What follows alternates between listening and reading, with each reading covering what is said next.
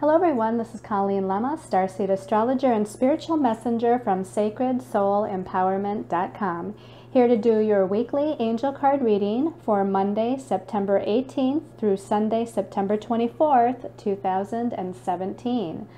For this week's weekly reading, we're going to be using the Archangel Power Tarot cards by Doreen Virtue and Radley Valentine for the main message for everyone. And your special message card, depending on your stone of choice this week, is going to be coming from the Syrian Starseed Tarot by Patricia Corey and Alyssa Bartha. So let's start by taking a look at your stones of choice for this week. Your first stone of choice is sardonyx. And sardonyx comes in all different colors and sizes. This one happens to be a black stone with white markings in it. And the sardonyx helps you to dig deep into yourself to find any kind of solutions that you may need to present, past, or even past life challenges and difficulties. And this also helps to provide this sense of an energy of impetus towards change. Okay, your second stone of choice is a brand new Lemurian seed crystal that I just purchased, and you can see the ridges here in the point of the crystal. And this is, you know, a regular quartz crystal point is a magnifier of energy, but when we have a Lemurian seed crystal, this actually has other benefits as well. It's a very powerful stone. It helps you to connect with the divine feminine energies and past life knowledge and wisdom, giving you access to that ancient wisdom, especially from the times of Lemuria. It helps with unification of your soul energies as well. And then your third stone of choice is a Mahogany Obsidian. And I don't know if you can see that very well, but Mahogany Obsidian is going to be, it's a brown stone with black in it. Now normal obsidian is black in color, just total black, dark stone. But with the Mahogany Obsidian, it's a little bit more gentle in its energy because again, it's got that brown or mahogany color with some of the dark black elements of the regular color of obsidian. So this is going to give you a great grounding effect, a great protection effect. It's going to give you strength in times of need, and it helps with growth on all levels. It's really helpful for, again, digging down deep. It's especially good for people that are therapists or counselors, but really anybody that wants to dig down deep to get to the core of a challenge or an issue or a difficulty in their life. So it really helps to access things on a deep subconscious level so that they can be released. All right, so again, your stones of choice are the sardonyx, the Lemurian seed crystal, or the Mahogany Obsidian. So let's talk a little bit about the astrology for the week. We start out really early on Monday. This is Monday the 18th. And this actually comes in so early at 12:25 a.m. Eastern Time that I talked about in last week's weekly reading. As I ended the week talking about Sunday, I also brought this particular aspect up. And this is Venus, and it's in a positive connection to Uranus. Now, Venus, as we know, is the planet of relationships and love and our sense of self-worth and our values. It also rules money and finances and personal resources. And with it being in a positive aspect to Uranus, there's something surprising that may develop, something surprising that may come in out of the blue, because Uranus is that planet of surprises.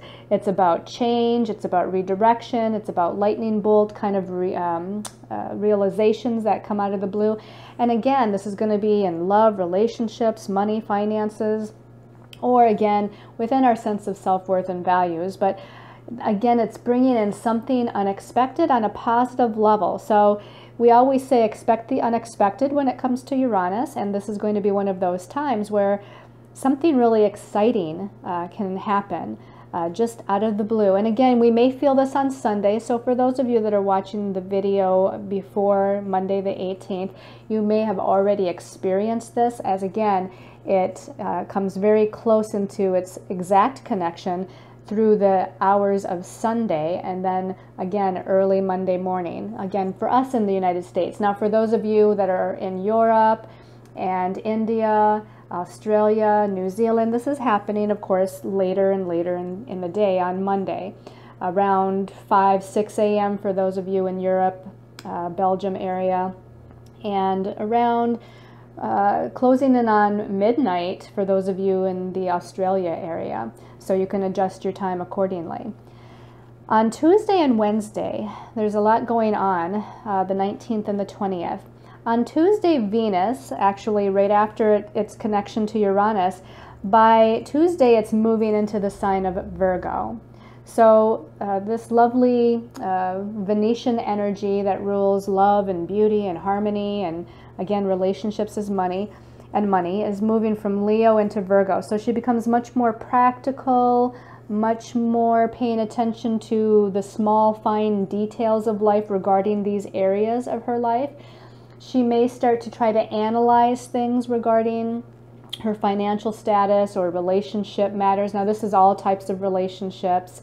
It can be relationships with friends, family, and romantic partners as well. But she's definitely trying to discern something here. She's trying to understand things on a deeply logical level. Again, it's a very intellectual kind of mental sign, Virgo. So she's going to, again, try to weed out any of the disinformation or any of the fantasy aspects or, and look at things again from a more practical standpoint. Also, we have Mercury, which is also in Virgo, and it's opposing Neptune. Now, Mercury is the planet of ideas, thoughts, communications. It's the planet that rules the mental realm. And in Virgo, again, it's very analytical, very precise, very detail-oriented with mind and communication. But now on Tuesday, when it's opposing Neptune, and Neptune is that planet of spirituality, the spiritual dimensions, it rules fantasy, it rules illusion. So some of the usual Virgo qualities with Mercury here is going to go by the wayside. It's going to be more colored with this idea of imagination and visualization, and again, this little bit of fantasy, if you will.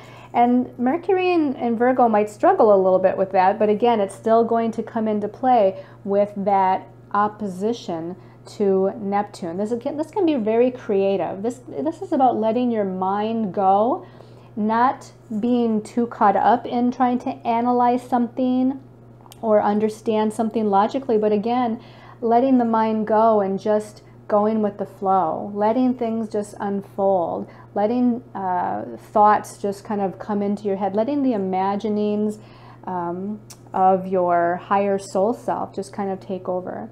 Now, those two things, Venus moving into Virgo and Mercury in Virgo opposing Neptune in Pisces, that occurs right before our new moon at 27 degrees of Virgo. Now, depending on where you are in the world, this is happening either Tuesday or it's happening Wednesday, again, because of the time zone differences. This new moon, which always is about new beginnings, is opposing Chiron. Chiron's at about 26 degrees Pisces, so it's a really close opposition here. So I want to say right before that new moon, when we're in the dark of the moon phase, and that's the time period where we're really releasing things on an emotional level. We're doing an emotional purging, if you will, and healing at that time. So right before the new moon, and it's opposing Chiron, there's going to be a huge feeling of emotions, I feel like, that maybe overtake us or overwhelm us. And I'm not saying that in a hugely negative way, but just again, allow those feelings to come up. Some of this is about the past, old emotional insecurities. Some of this is past life things on the emotional body level that are needing to be healed and rebalanced and let go of. Now, as we move into and past that new moon energy, as it's first starting to culminate and then, starting to then wax and grow, this is going to be a time of, again, tuning into this new beginning of the emotional body, of how we feel about things. And again, try not to overanalyze, because the moon in Virgo, that's a hard placement. The moon is about our emotions and our feelings, our intuitions. And Virgo, again, is very practical and logical and analytical and wants to have the cold, hard facts. So they don't go really well together. But if you kind of allow yourself to merge these two aspects, the moon in Virgo for this new moon can be highly intuitive in regards to discerning the correct next step, or discerning a new idea that you need to follow up on, discerning things in situations and relationships that, you know, need to be maybe faced, if you will. As we move towards Friday, Mercury has moved on from its opposition to Neptune that happened again on Tuesday, and now on Friday Mercury is in a positive connection to Pluto. So again, Mercury is in Virgo, which tries to be overly logical and analytical, but it's trining Pluto, and Pluto is about deep perceptions on a subconscious level. It's about death and rebirth and resurrection, you know, it's about transformation and regeneration. So all of these things are going to happen in regards to our mind, our thoughts, our ideas, and even the way we might communicate with others. This can be about communicating on a deeper level, your thoughts to another person. This can be about being aware on a deeper level of some of the workings of your own subconscious mind, or how you think or how you communicate to others, and how that might have an effect on others or within situations in your life. And then also on Friday, the sun is moving out of Virgo now. We had a lot of Virgo energy going on prior to the 22nd with the sun, Mercury, Mars, and Venus as of Tuesday in Virgo. Now the sun is moving out of Virgo on Friday, and it's moving into the sign of Libra. And so we're starting to now merge into that Libra energy of balance and harmony and partnerships and relationships, significant others in our lives, the idea of equality and compromise and diplomacy all come in with the sun moving into Libra. Now that's just the beginning, because we still have, again, Mercury, Venus, and Mars all in the sign of Virgo for the time being.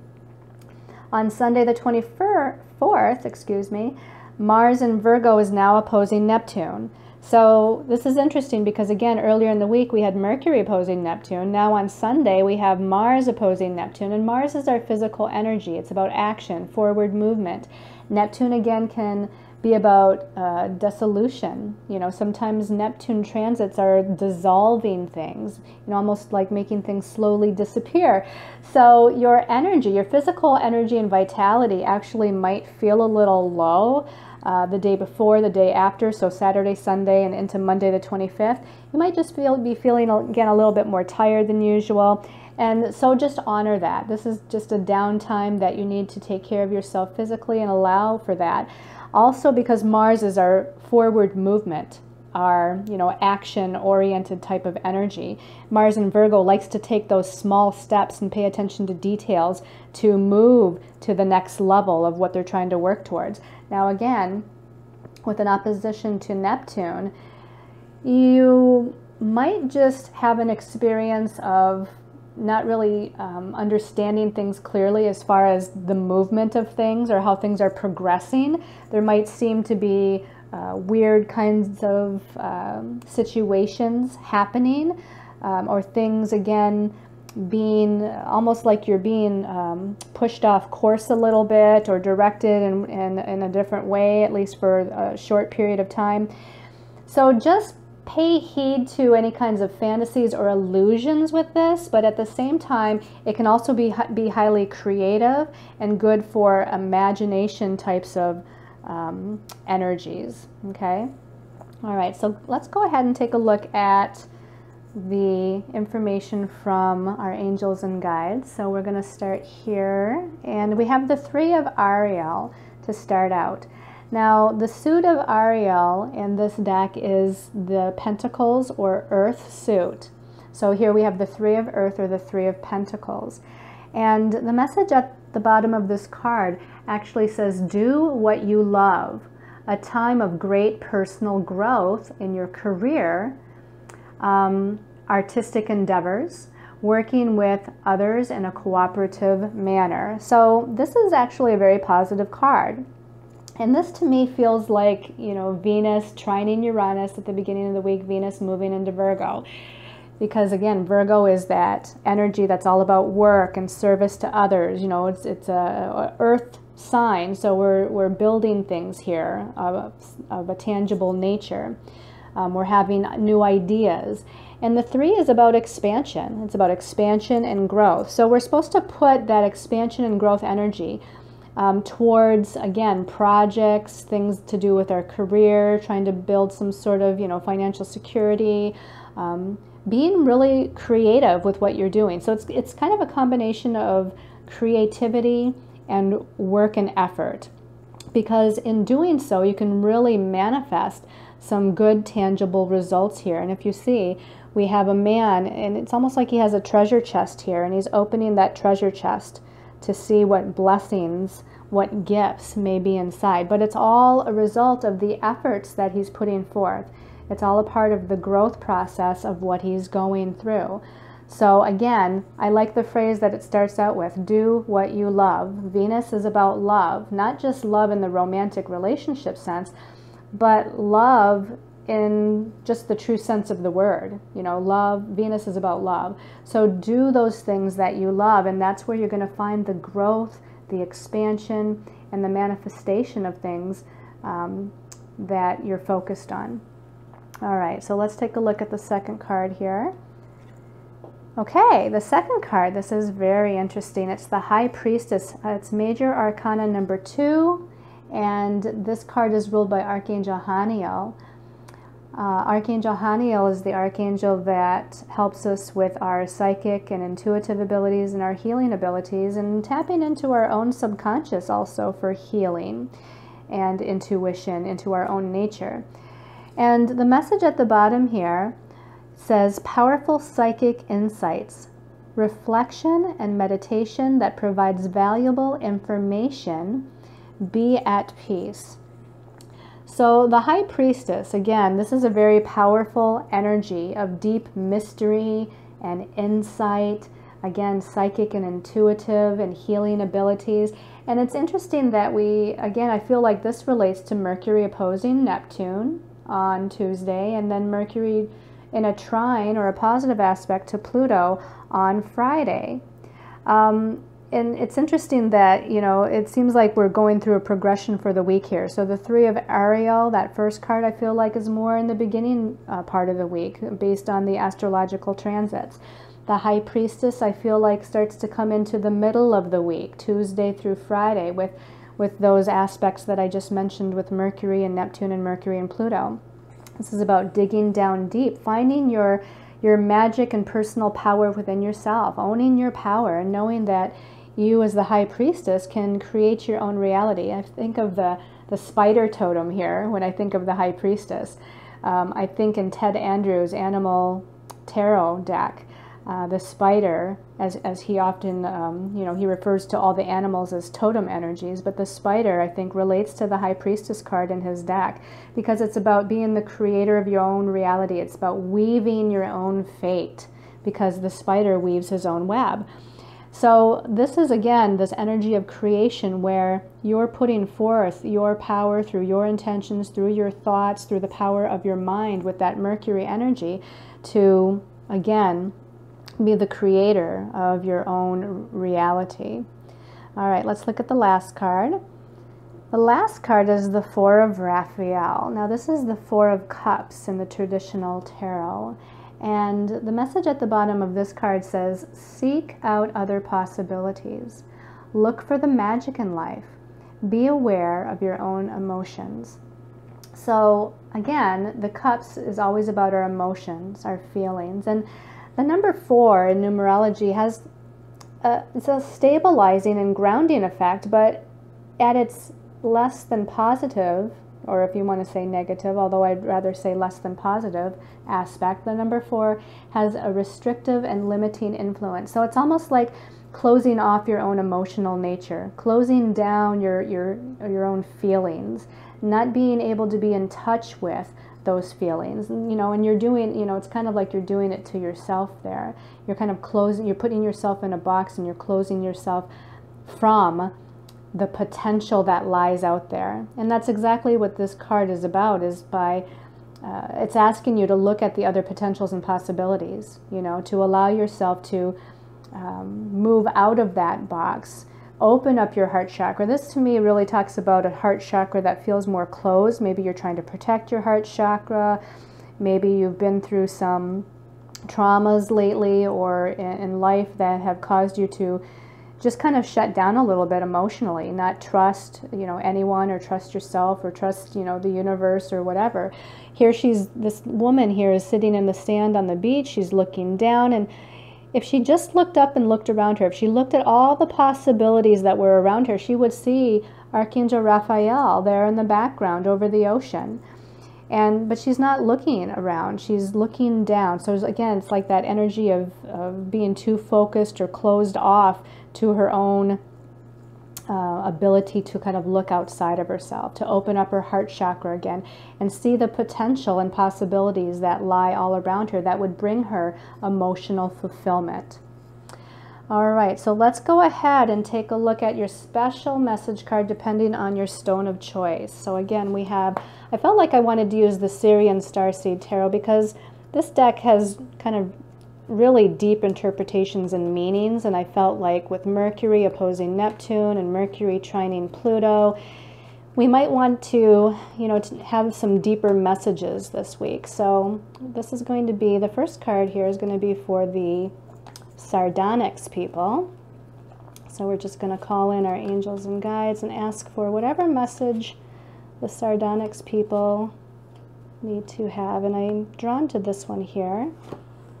And this is the Eight of Chalices. So this is the Eight of Cups in the traditional tarot. And the Eight of Cups is about, to me, it's about situations of emotional disempowerment, because the number 8 is about empowerment. And here you can see that there's 8 cups lined up along the beach here, but there's someone walking away. It's almost like, you know, in some of these cups actually, there's a few that are lit up, if you can see that. Some of them are lighter and brighter, and then as we go down the line, they get darker and darker. So to me, what this is saying is that there's been some emotional heartache in the past. There's been some situations or relationships in your life that have been disempowering, things emotionally for you on an emotional level. You're just feeling kind of maybe heavy, or you know, not feeling like you're in total control maybe of your own emotions, or again, your own sense of power. And as this person is walking away, it's like an energy or a message of getting ready to leave the past behind, leave these disempowering situations and relationships behind, and moving towards something new and something better. This person's moving towards what looks like an ocean here. And so the ocean can be full of possibilities because we know how vast the ocean is. You know, the ocean is much more vast than just this simple beach that this person is on where these cups are.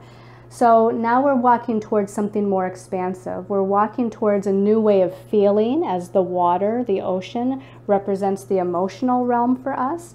We're wanting to empower ourselves emotionally. So we're going to leave these disempowering or power and control situations or relationships behind us, or these energies on, again, our emotional level that have brought us maybe sadness or despair or a feeling of lack, which is all just an illusion, because within us we have the ability to be emotionally full.